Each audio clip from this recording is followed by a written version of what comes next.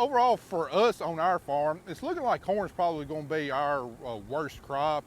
Matt Griggs is a fifth-generation farmer, his family growing crops in the Jackson area since the 1880s. Today, 1,600 acres of corn, soybeans, cotton, and wheat.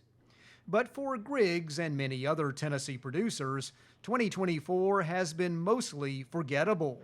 There's bone dry, and then this is at another level. But the year in ag started off with the exact opposite problem. And then we got 3 solid weeks of rain in May that really put a hurting on the crops that had already been planted, and then it delayed the crops that hadn't been planted yet. And then after that 3 weeks of rain, we turned off hot and dry. I think at one point there in August, we'd gone about 35 days without any rainfall. Many Tennessee producers face situations where they had to plant some crops late, delayed because fields were too muddy. Then farmers had to harvest other crops earlier than they'd like because there was no rain from mid to late summer.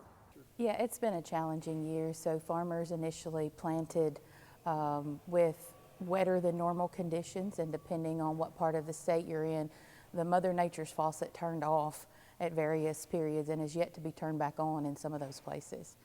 Tracy Sullivan says producers are also dealing with lower commodity prices this year, in addition to weather concerns.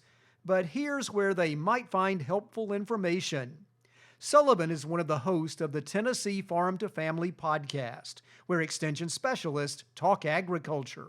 And so we really tried to take this opportunity. It's really, easier than ever to put our message out there, and we felt like we had the knowledge to help people understand in layman's terms how what they're seeing in the fields connects them to the grocery store. UT Extension looks to also help producers with the financial side of farming as well. We look at different risk management strategies always when evaluating farms, especially on the row crop side, because that's where the trying times really are this current year.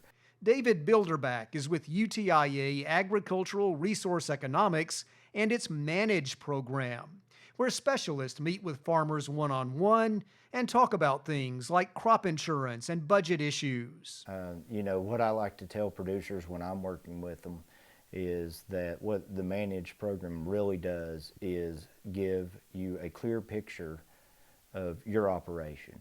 And from there, you can perhaps better handle a challenging year like this one. This is Charles Denny reporting.